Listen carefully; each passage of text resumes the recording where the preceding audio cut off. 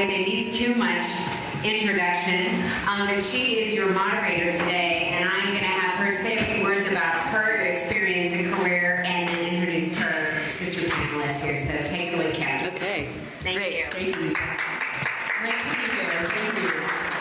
So this is going to be fun. We've got a great panel. My background, I'm a serial entrepreneur. I was part of the original Java team at Sun, launched Java, and then left and founded a company called Marimba with 3 of my colleagues. Ended up taking that public and selling it to EMC in 2004, and then was the CEO of an open source startup company. I recently sold that, and now chairman of yet another startup. So I am officially a serial entrepreneur. And on our panel, we have actually a wonderful wealth of experience in both the startup area, finance, and law. So let me get started without any further ado with some introductions. So starting on the far side of the panel, we have Diane Savage. And Diane is with Cooley Godward. She was a partner at Cooley Godward from 94 to 2000 and founded the technology transaction group there. Formerly, she was general counsel at Adobe. So she's been inside companies as well as working at one of the largest law firms in the Valley. She advises early stage companies, and she also teaches business law at Stanford. Jan Reed, next in line here, is the principal at the Silicon Valley Financial Group and co-founder of that organization. She has 20 years of experience in financial management and helps advise early stage companies on the finance side of things, and she was formerly CFO at Delix and also VP of Finance at Vividence. So again, deep startup experience as well here. And then Lori Yoler, she has over 25 years of experience helping entrepreneurs and emerging companies, both as a co-founder, an executive, an advisor, an investor, and a board member. So you've been on all sides of the equation. She's currently with Growth Point Partners, and she helps advise, again, early stage companies, both on the funding side as well as later stage transactions. And she was formerly the Chief Development Officer at Intellectual Ventures and co-founder of Precision IO, a startup company, and also the former, I think, VP of Marketing at Packet Design. Do I have that right? A very successful company in the Valley. So again, tremendous breadth of experience here on the panel. And what we thought we might do is start out with a little bit of war stories, and then we'll merge right into buzzword bingo. So, if you ever wondered what a liquidating preference was, or a tranche, or a participating preferred, well, you're going to find out today. And also, what we have here is a tool that I think will be very helpful. So on each one of your tables, you've got a packet from Cooley Godward, and if you open that, you'll find a sample term sheet. So Diane and Jan did a tremendous job, Lori, of putting this together and giving you sort of an overview of what a typical term sheet would look like.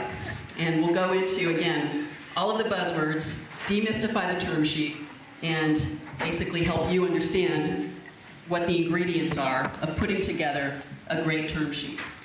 One of the things that I think is often not well understood is that valuation is often the focus, but probably the least important element of a term sheet. Much more important are the terms in the term sheet, and every single term in the term sheet matters. So that's why we're going to take the time today to actually go into detail to define what those terms are and what the impact of those terms can be for a founder of a company. And understanding the terms in the term sheet can mean the difference between walking away with 20% of a company, or 2%, or 0.2%. It really, really matters. So that's why we're going to take the time to go into some depth. Also, very important in the whole equation here are the people that you're working with on the other side of the table. So we'll talk a little about that too. But why don't we start off with some war stories, because I think that will help put into perspective some of the potential pitfalls and also opportunities in putting together a good term sheet for you as a co-founder of a company. So Diane, maybe we'll start with you and talk a little about what you've seen out there.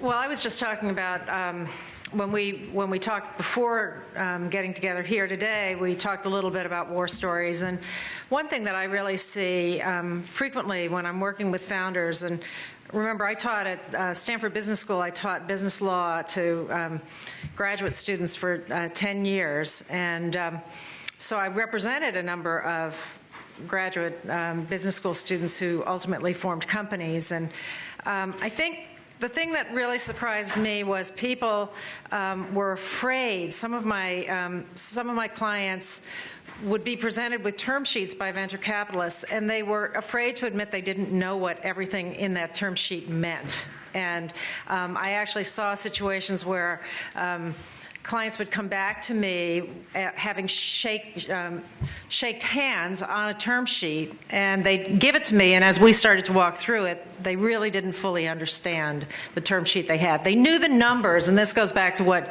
Kim said. They were looking for, and this it kind of goes back to what Lisa said earlier today. It kind of went back to, well, I got the valuation I wanted, but what they really didn't understand was there were other terms and conditions in that term sheet that were so important to them that really they didn't wind up with the deal that they probably would have struck had they understood it completely.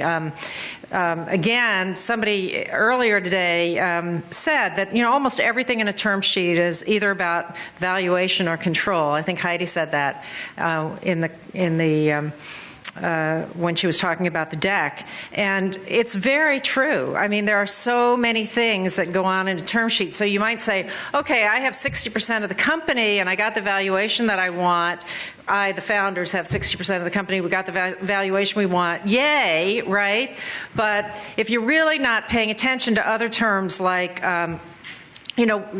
what does the board look like? What does your board of directors look like?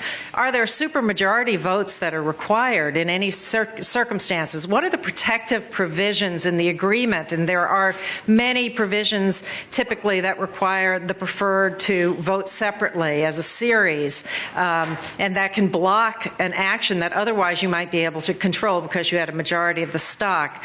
What voting agreements are you being asked to agree to as a part of the term sheet? So effectively, control may have passed to the other side even though you wind up with 60% of the stock. And it's just important to understand that before you shake hands on a deal.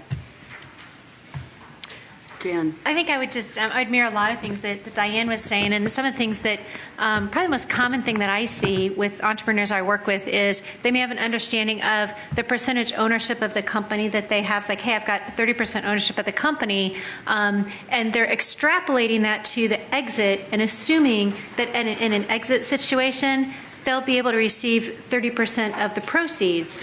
And it really depends. It really does depend on the terms. You might be able to do that on the same terms if the valuation is high enough. If it's not, you may not receive that. You might get 10%. You might get 5%.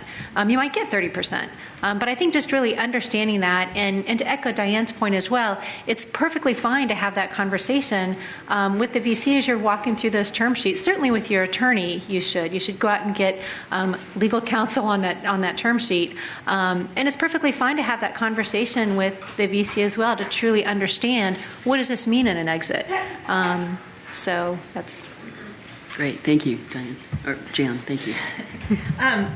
For me, I kind of came into this and learning this kicking and screaming because I was a computer science major undergrad, and then I learned everything I needed to in business. And so I figured, okay, I get the technology and I get the business. You hire a lawyer to do the legal stuff. I don't need to know everything about everything. Give me a break. How many more books do I have to read in the evening to understand everything about everything? And so I thought, okay, I kind of get, it's valuation and board seats and control, and that's enough. My lawyer will do the rest. But then I found when I was going into negotiations, things sometimes would go very wrong, and the two lawyers would be butting heads across the table, and I did not have the sophistication to know which one was being a total pain or if my lawyer was the one who was out of line, and I did not understand what the industry norms were to be able to either tell my attorney to be quiet or to agree with my attorney when they were saying the attorney on the other side of the table was being a jerk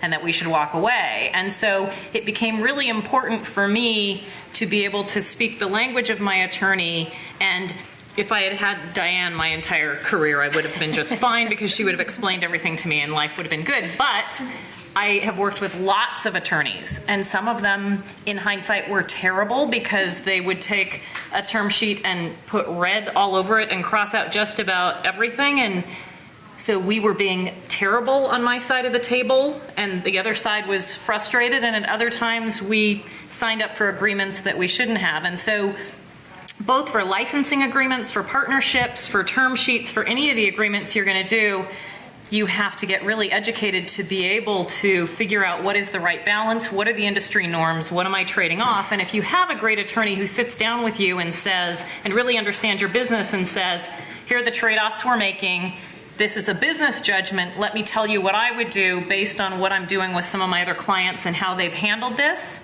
instead of just handing you back one that's got red all over it and saying, we're going to stand firm on this whole thing, which is a bad sign in the first place. So the wonderful thing is, certainly if you're in Silicon Valley, is there are all these amazing free education courses that your law firm probably puts on. Cooley has an amazing one that I still attend that's a full day event that's designed for CFOs to talk about just all the issues that are coming up and give an update in law. But so I go at least once a week to some law firm that's putting on a free education seminar because you cannot seem to learn enough about the law given how fast it changes. So that's one thing I would add. Great. Thank you. Thank you, all of you. So why don't we launch into the term sheet and then start maybe demystifying some of those terms. And I think, again, it'll become more clear the importance of each one of these terms as we get into the discussion. So congratulations. You just got your term sheet. Now the hard part starts. You have to basically figure out what it's telling you and what terms might indicate your ownership and your control of the company. So first question, what is the difference between common and preferred stock? And there's also something called founders preferred. What's the difference between common and preferred, and then founders preferred?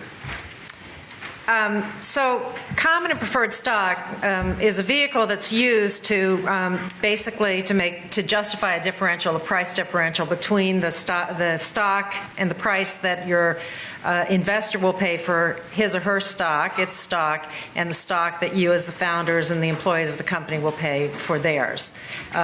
Preferred basically means just that. There is at least, at a minimum, a preferred stock must have a liquidation preference. In other words, if your company went out of business the day after you got your investment, the first money would be paid back to the people who had invested in the preferred stock. So the liquidation preference is what defines the preferred stock, but there are many other rights and privileges of the stock, preferred stock, that may also go along with it. This whole term sheet really is about the rights and preferences that go along with the preferred stock.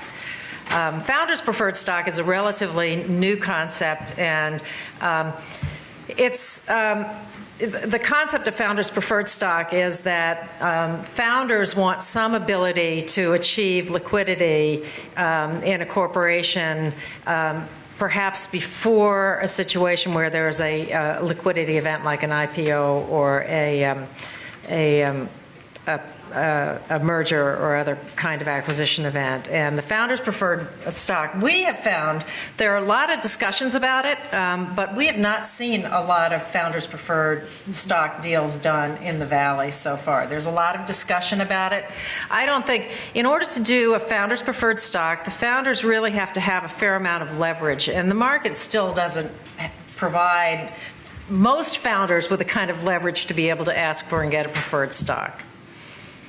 Do other people have a different experience here with Founders Preferred? Have you, Kim, had a different experience? No, actually, I've never seen Founders Preferred in a term sheet that I've So dealt with. if you go online and you Google that, you'll find just a ton of articles about it. Yeah. And people ask us about it all the time, but really we have not seen that those deals have been done very often. Yes. Founders trade on like second market before IPO? You'll see in this term sheet there is reference to a right of first refusal and a right of co-sale on the founder's stock, and those are ways that the investors are trying to say, to the extent that you are able to legally sell your stock, before a liquidity event, we want you to offer it to us before you can go elsewhere. And secondly, if you do sell it, we want to be able to tag along and sell a proportionate amount of our stock. So there are typically a number of different ways besides the securities laws in which your stock will be tied up. Great. And again, feel free to ask questions as we go through the discussion, so thank you for that one. So second, maybe buzzword here is liquidation preference. You touched on that, Diane, but maybe we can talk a little bit more, and again, examples are always good, about the impact of liquidation preference and what liquidation preference is. So I'll talk a little bit about liquidation preference. Typically, you're going to see, and please jump in anytime. In liquidation preference, you usually see an uncapped liquidation preference. So you have a liquidation preference that's fully participating, and another liquidation preference that's participating with a cap. The liquidation preference essentially means, as Diane said, the investors that have that preferred stock have liquidation preference, and they are paid first before anyone else is. So in an exit scenario, you have shareholders who have liquidation. Say the value of that liquidation preference is $8 million, and your company is sold for $20 million. They'll get $8 million first. So the $8 million out of the 20, the $8 million is paid to them first. That leaves you with $12 million.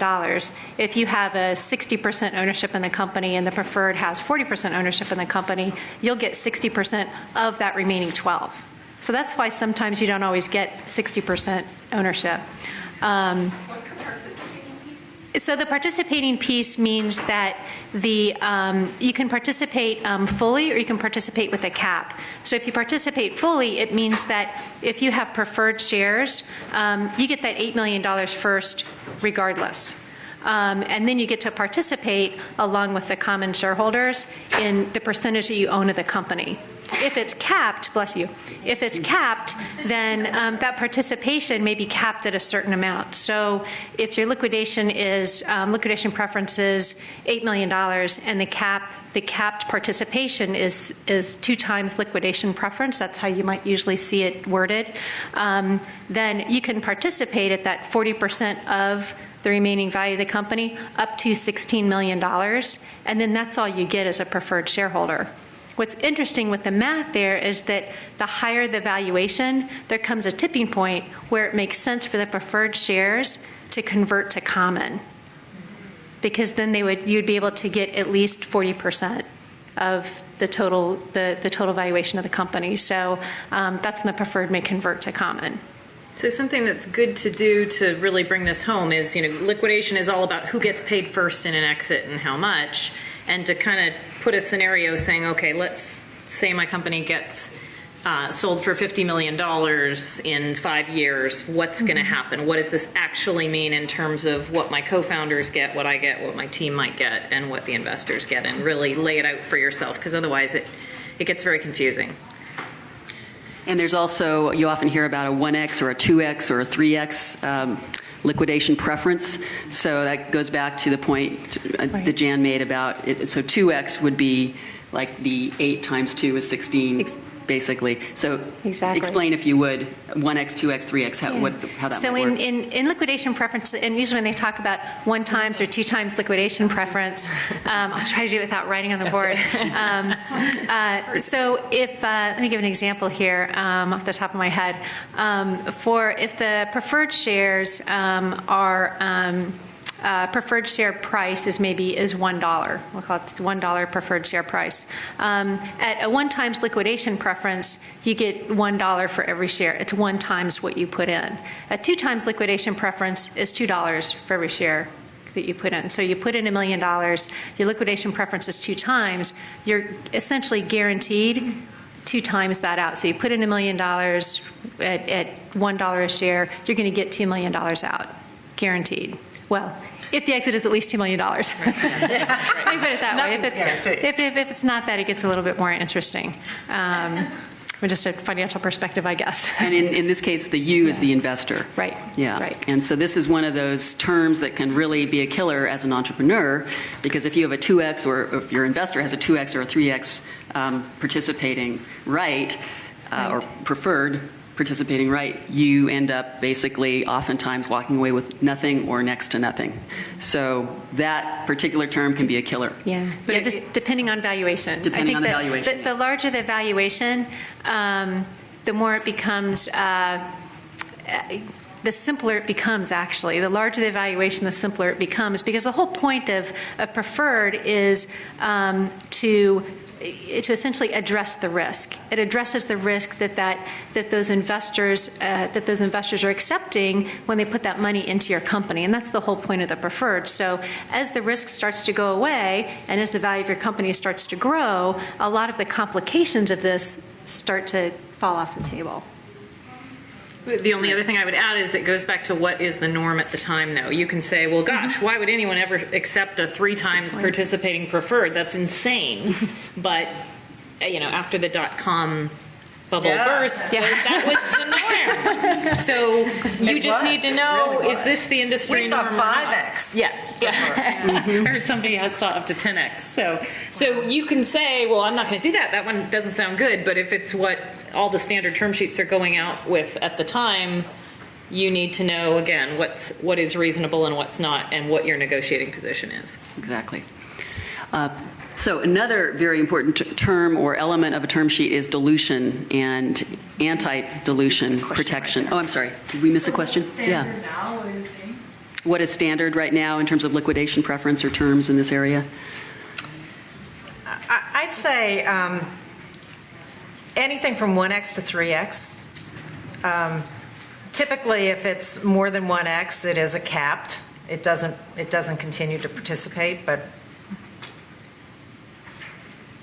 Yeah. Anybody else have a different experience? I've seen 1x with a cap at 2. Yeah. Non-participating in the last few that I've seen. So. Good. Thank you for the question. So anti-dilution protection. What is anti-dilution protection, and why is it important both for the investor and for the founder? Well, the non-mathematical answer to that, which is the one that I can give, and then Jan can give the mathematical, or one of you can give the mathematical one, is anti-dilution protection is what an investor says, I'm buying stock in your company and I'm putting a $10 million valuation on your company, I'm paying $1 a share for the stock. I'm okay with that, but what happens if in the next financing round the valuation falls? And instead of being a $10 million valuation, it's a $5 million valuation, and people are paying 50 cents a share for the stock. I'm not going to be very happy about that, so I want some protection in that scenario.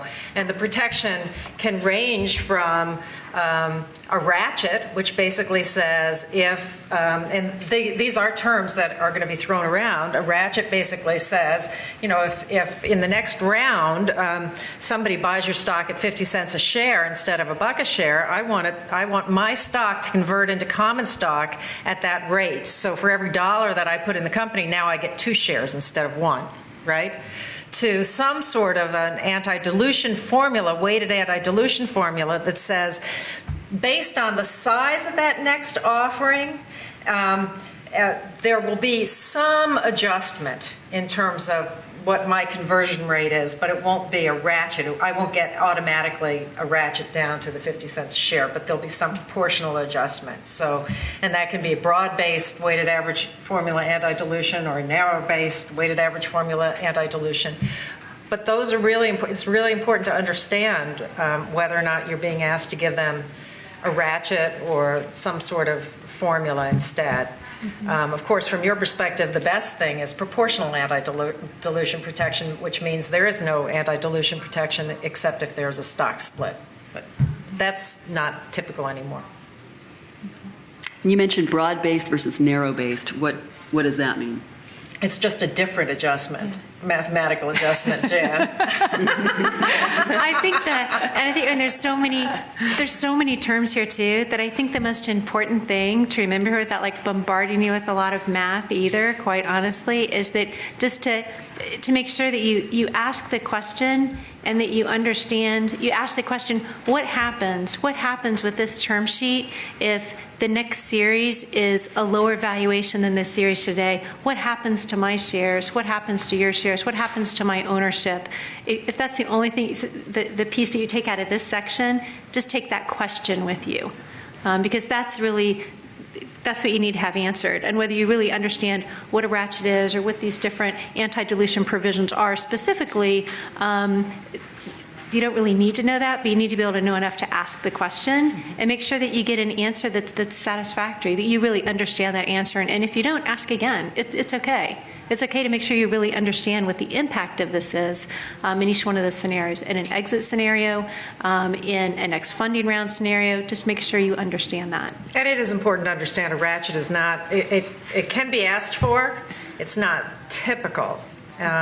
And typically, if you agree to a ratchet, it should be for a specific reason around something very specific. Sometimes when an investor is reaching to get to your valuation, that goes back to, is valuation the most important thing, is somehow reaching to get to your valuation or is willing to give you a valuation based on your representation to that investor that you're going to meet certain milestones, then perhaps if a financing has to occur because you didn't make that milestone in a timely fashion and it is a dilutive financing, maybe you can agree to a ratchet. Maybe you would agree to a ratchet, but you would not want to generally agree to a ratchet. Think about the world that we live in today, where today your company may have a $10 million valuation, and a year from now, that valuation may have gone down, but it has nothing to do with you or the inherent value of your business. It has to do with the economy, right? And so a ratchet is a very draconian remedy. It's not one that you want to lightly give. Question, yes. In a review of the term sheet, how much of the discussion occurs in English and how much of it in legalese? Well, I think, one of the things I wanted to say is it's most of the time lawyers will not be present, especially in a Series A financing, during the term sheet discussion. So that's one of the reasons why you're not going to say to the venture capitalist, by the way, I'm going to call Diane right now and she'll talk to you about this, right? Your venture capitalist wants to have that conversation with you, so you need to be educated and you need to understand what these terms mean before you walk in that room. Now, you may be able to leave. Mike, you're going to say something? Yeah. The easiest thing is to have somebody model so that you look at scenarios and you say, what happens? And then you don't have to specifically understand the formulas, you understand the impact of the formula. Right. That's the most important thing. If we sell the company for this, under the preferred terms, what do I get, what do they get? And have 4 different outcomes so that you understand kind of how it moves from one outcome to another. And the same thing with the ratchet or this. What if I get another round that's at a lower valuation? What does that mean? And you can model it out. Either have your attorneys model it or ask the venture firm to model it. And you have a right to know what it means to you. So, if I may, when I did my negotiation with Mike, I asked Diane to teach me everything she could in a couple of hour sessions, and I've been learning since the Series A and B. And then I had Jan build me a model, an Excel model, so that I could enter the variables while we were having the various conversations, so that I could track what various scenarios meant.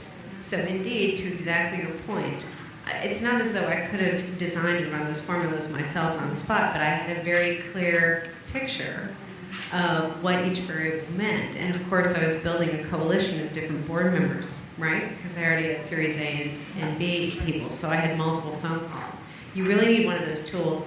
You really, I think, you cannot overinvest in legal and financial advice. Boards don't always agree with that, but I really don't think you can.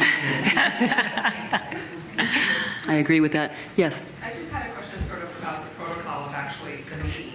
You know, when you walk in there, is that just the negotiating time right then and you sort of have to make a decision on the spot, or can, you know, you sort of walk away and think about it and figure out your questions and make sure that you truly understand what's being said? Do VCs take lightly to you asking them what a ratchet means? Or are they like, who is this person? Why don't they know this walking through the door? I mean, I've never been in front of a VC before, and I expect that sometime I will be. I certainly, this is all new to me. So maybe a good way of framing that is, so you just made a presentation, you've gone through, you went to the partners, it went great, they love it, they want to move forward. So they've told you, we want to move forward now. What happens next? They produce a term sheet, typically, almost always, and then what happens?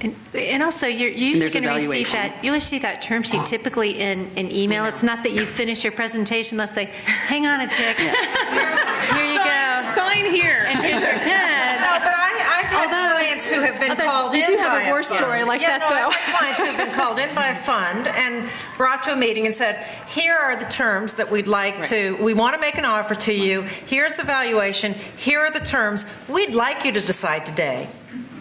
You can leave, but we'd like you to decide today. And so in that situation, I've had clients put in that situation who have decided, and like I said, shaked hands on that deal without fully understanding it. Right. Okay, so you get a term sheet in email, let's say. Right. And hopefully avoid that issue. Yeah, right. Typically, you get an email. But I think in that situation, what Mike's saying is you can certainly have a conversation with the VCs there and kind of walk through scenarios. Or, you know, there's nothing that says, they know that you're more than likely going to want to take some time to look at the term sheet and to discuss it. And there's no reason why you should feel forced to make a decision in that room. But I think sometimes pressure is applied. Pressure definitely is applied, and it, to your point, it puts you in a stronger position to say, you know, I've got to think about this, partly because it doesn't make, you know, you don't look desperate. Yeah. It's like, oh my God, thank God I've got a term sheet, I better sign right now.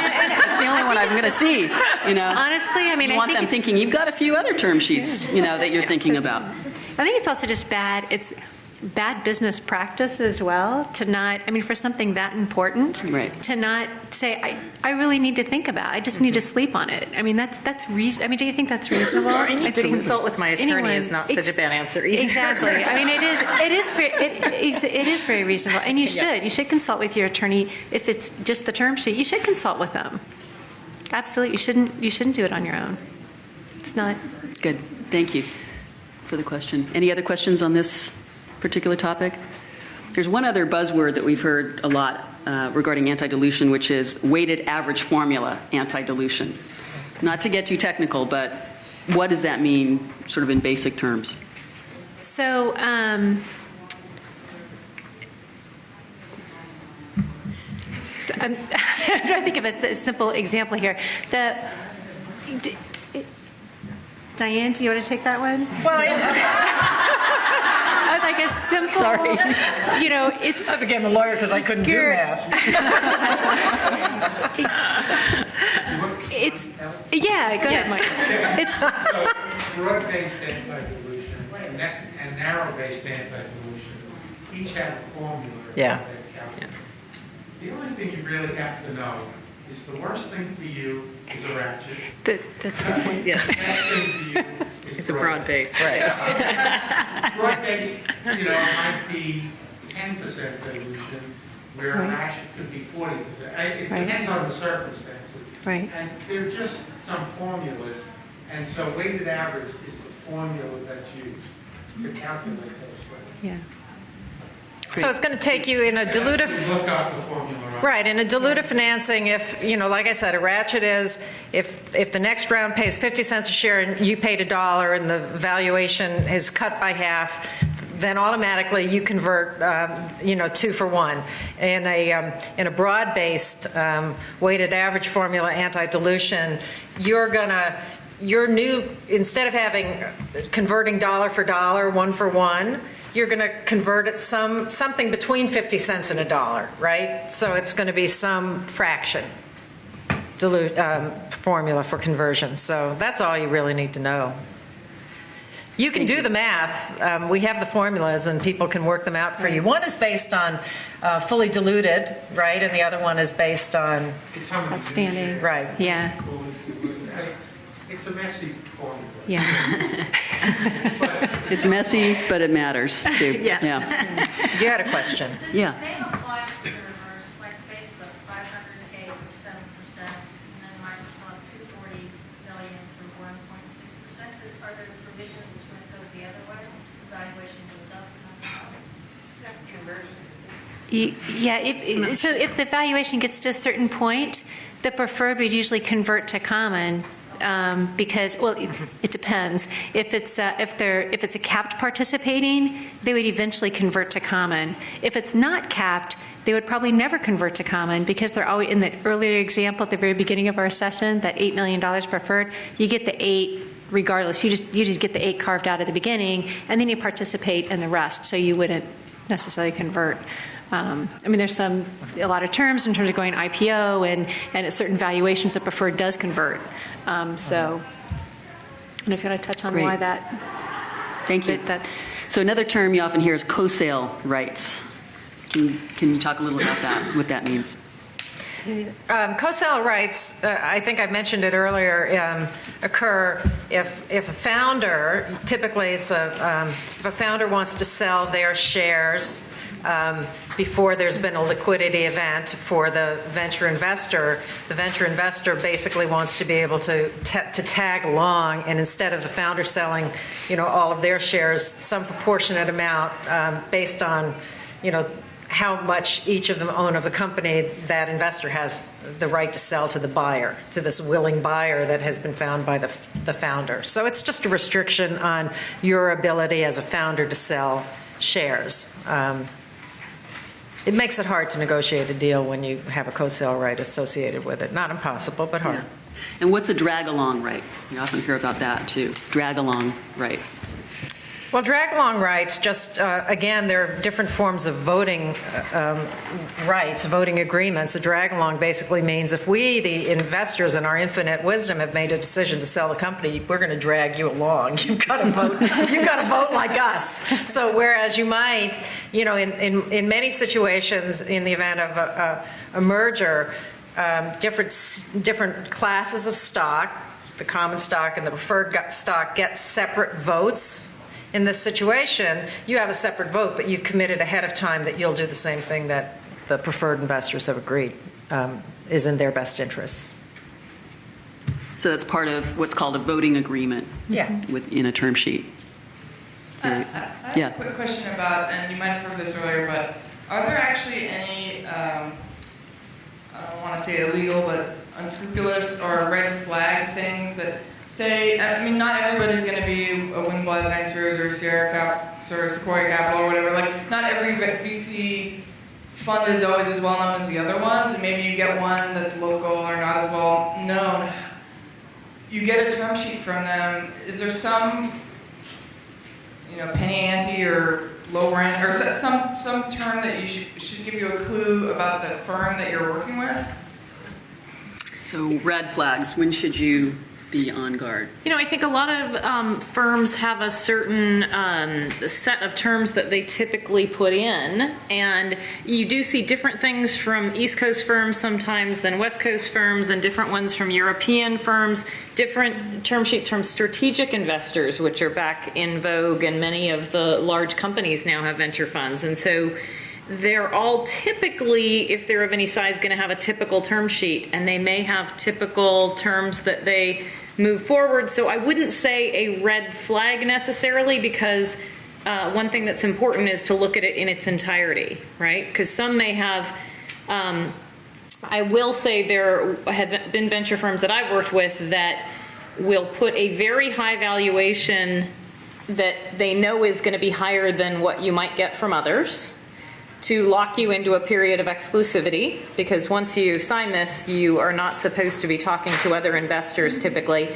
And then in due diligence, they will uncover all these things that cause them to lower their valuation. So I will say there are some firms that will do that.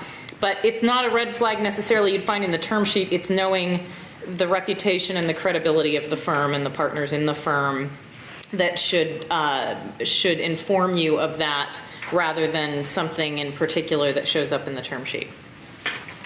If you were in the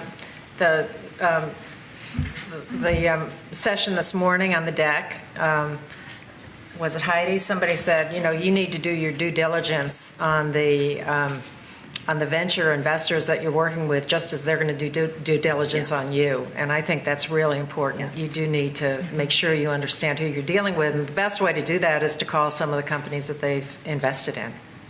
So like lawsuits, or I mean, I'm making up what a red flag would be to a firm in terms of, oh yes, they've had term sheets. And again, this is fictitious. I'm just creating a scenario where you get a term sheet, it doesn't quite look right to you. You double check and you realize, oh, this firm has been sued by a previous CEO. No, I don't think that that's the kind of thing that would come out. I think it would be more kind of along the lines of what was discussed earlier this morning, which is, I don't think there are going to be a lot of red flags in a term sheet. Personally, I think what Lori talked about is kind of the most likely scenario. But just who are you dealing with? How helpful are they going to be to you when the going gets rough? What kind of board members did they make? Did they really add the kind of value that you were anticipating you were going to get? Because most of the time when you deal with a venture investor, you're dealing with them not just for the money, but also because they have domain expertise and experience that you hope they'll be ready, willing, and able to share with you. So, it's just making sure that you kick the tires about them as much as they kick the tires about you, especially if they're a fund that is lesser known. Mm-hmm. And it's the individual within the firm, not Absolutely. Just the whole firm. Yes. So you are checking the reputation of that individual just like they're checking your reputation. So. Right. And the most important questions to ask there, I think, are what was the behavior when the times were tough? So if you can talk to the companies, I think they even mentioned that in their earlier session as well, to the extent you can talk to the companies who maybe it wasn't a successful exit, and you can find out just sort of what the behavior, what that experience was for those entrepreneurs, it can be very telling. That's right. And even at a great venture firm, at one of the top firms in the Valley, you can have a partner who's difficult to deal with, and it's important to know that and to really prioritize, I'd say, the partner over the firm when you're looking at both of those considerations. Let's talk a little about the equity that a founder typically would have and sort of scenarios to think through. So how much stock should a founder have post Series A? That was one of the questions, Diane, you posed.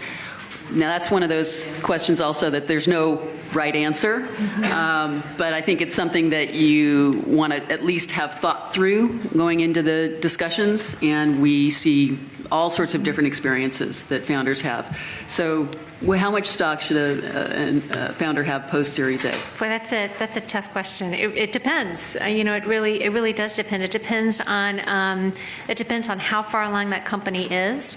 It really depends on how much risk has been removed toward your end goal. If there's little to no risk that's been removed yet, then you may not retain as much ownership after the Series A. If there are more risks that have been removed at the time you get the Series A, then the likelihood is you'll have more retention of ownership in the company. What's a risk? A risk, that's a really good question. All kinds of things. So risk of market, risk in terms of team.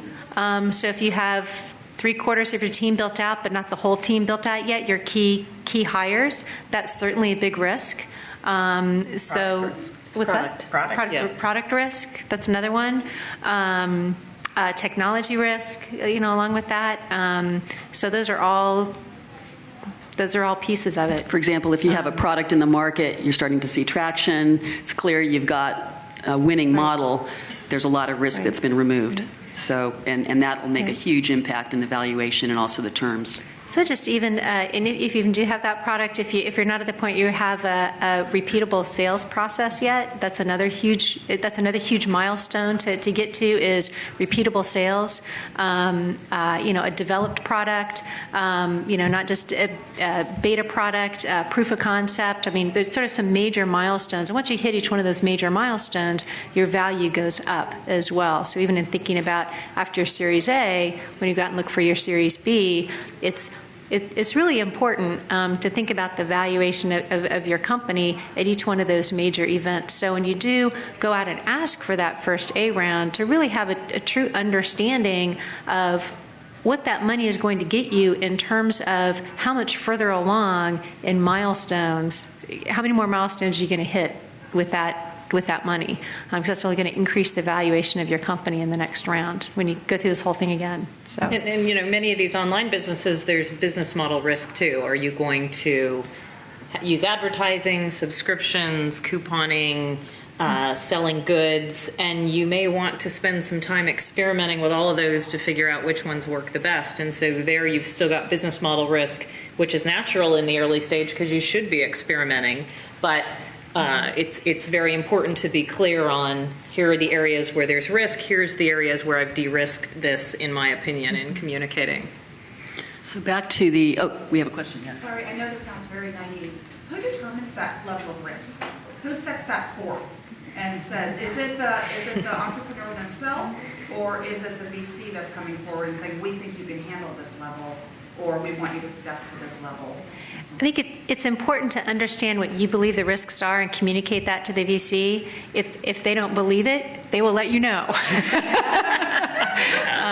I think that's you really do need to understand, what your vision is, be able to clearly articulate what that vision is, and then be able to understand what are the risks. What are the things you need to do to get there? That's going to tell you what your risks are. There's a point of negotiation there.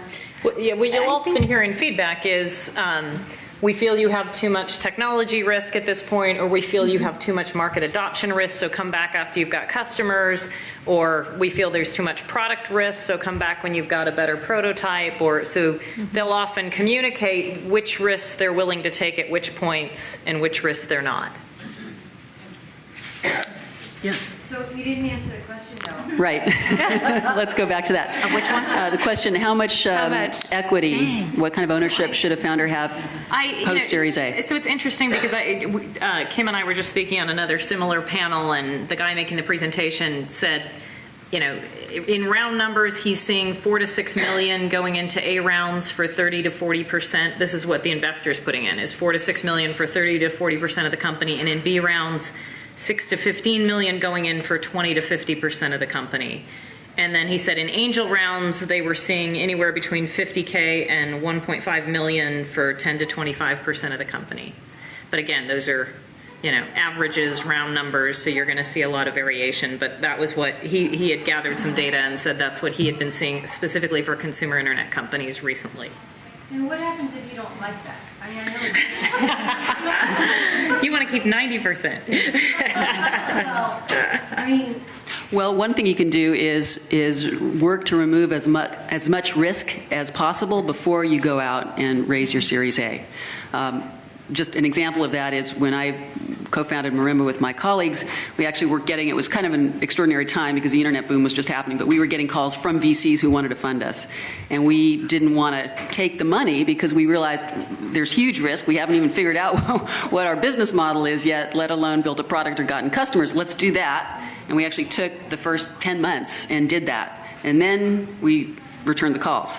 And at that point, we could go in and we had a much higher valuation. We had removed so much risk that we were able to be in a position of control, to the degree that you do have control in that scenario, far greater than we were 10 months earlier. So it's also a really important question, though, because I deal with some entrepreneurs, and I'm seeing more and more of them saying, okay, I went out and got some angel funding, but I'm still totally in control of my company, and I didn't give them board seats. And I say, well, if you're going to go big, you might want to consider getting more sophisticated investors, a more sophisticated board, and some venture investment. And often entrepreneurs are saying, no, I'm not giving up control and I'm not giving up any of my shares. I'm going to keep running this for as long as I can and try to turn it profitable. So I'm not going to bring them in yet. And there's a big trade-off there, but that these conversations are happening more and more. I don't want to give away 50% of my company, so I'm not going to go down that path. Pros and cons, because having a phenomenal board member who has a whole portfolio of similar companies that they can then share ideas and kind of help you along could be incredibly valuable. So, but Exactly. it's a big trade-off. You're right. Yes. Do VCs often operate in what you were saying is the norm for today in terms of term sheets? Or I know they're in the business to make money, obviously, so do they always try to put everything in there they can and then it gets whittled down, or do they try to be reasonable with what's going on in today's current market? I mean, do they try to give you a nasty gram to see if you remove all the stuff? Smart enough to like get all the things. I'd say many of the larger and more well-known funds, especially at the A financing, have what we would call pretty soft terms, pretty favorable terms. It's counterintuitive, Right. but the larger and more well-known funds tend to be less obsessed with the terms than the smaller funds. And I think that's, Jan and I were talking about this earlier, that's because, they really understand that, having a lot of control and a lot of hooks into a company that is totally unsuccessful doesn't get them much.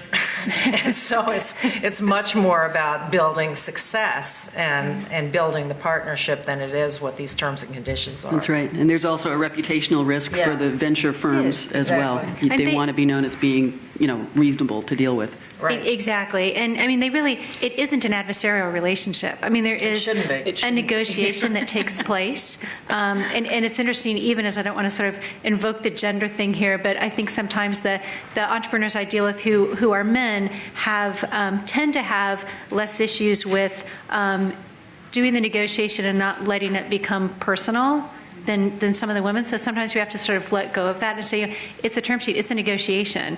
It's not an adversarial relationship.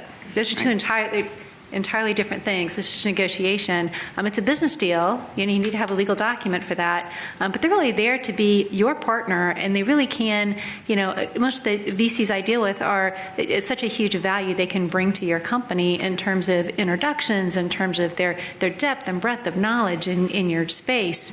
It is big. There's ownership you give up for that, but there's benefit for that in terms of removing some of that risk. Right. So. Very, very well said. Another element of that partnership is they want you to have skin in the game and to be in there for the long haul. Yes. So vesting is often a very standard provision of a term sheet and of an agreement that you make as a founder of a company. So most deals have a 4-year vest. That's very typical. 3 or 4 year vest is what I've seen. And that means that basically every year you get 25, if it's a 4-year vest, you get 25% of your stock earned now that you actually have the right to buy and own. And it's typically a stock option, or it could be founder stock. So maybe talk a little about that, if you would, Diane and Jan and Lori. Yeah.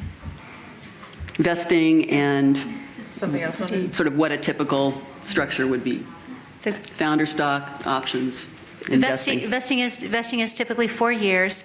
There usually are triggers on that vesting as well. So in the event of an acquisition, an exit that happens before your 4 years vesting, you usually typically would see, especially for founders and sometimes for key employees as well. So your VP of sales, maybe your CTO as well, may have acceleration. So when an event happens, that vesting would accelerate, and you would be fully vested at that point in time. because it just motivates you. More So- buzzwords. It could be a double trigger Yes. or a single trigger.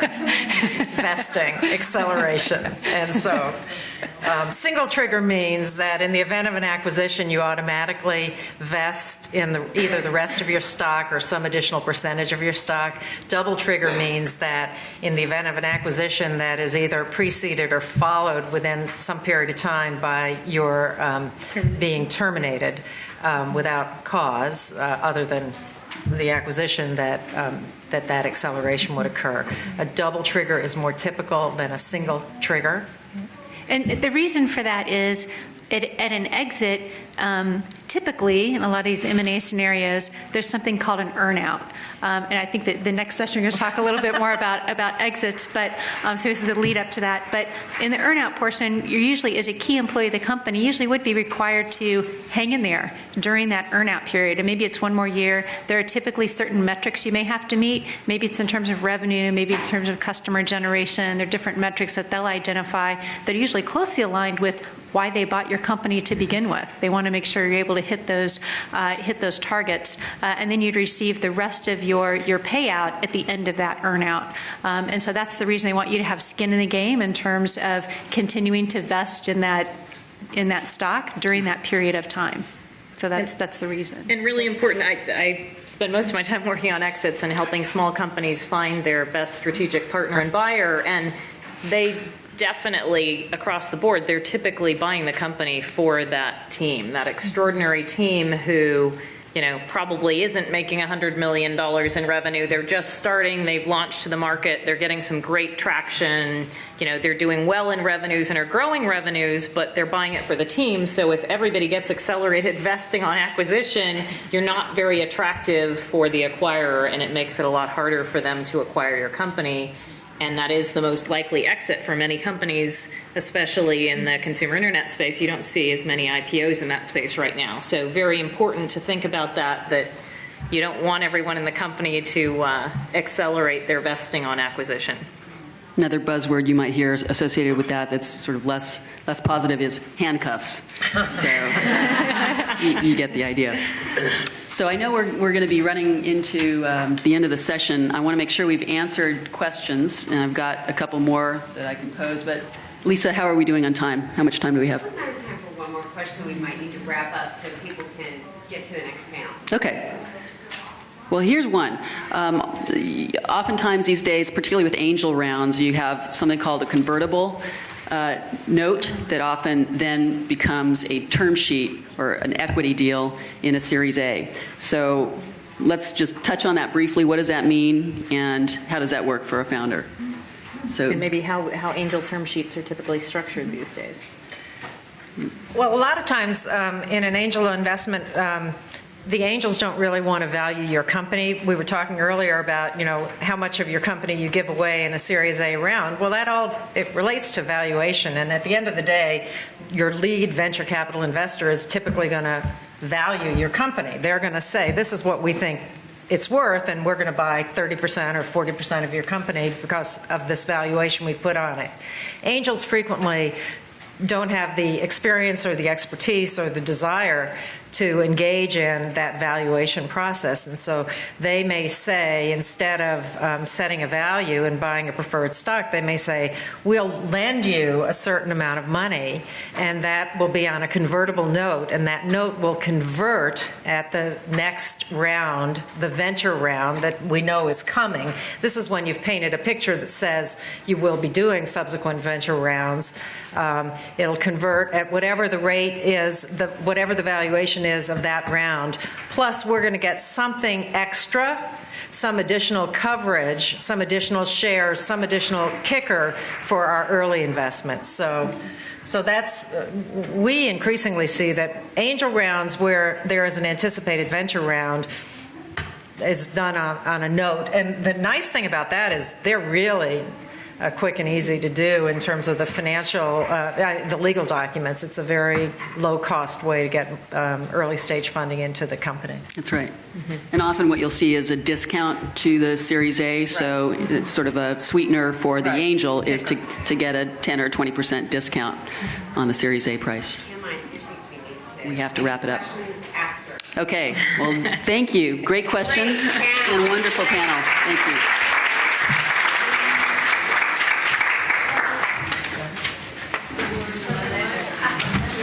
Thanks, guys. That was great. Thanks. Thanks for putting that. I forgot to mention my book I brought. You should have been saying. I know you should have jumped in. I want to hear your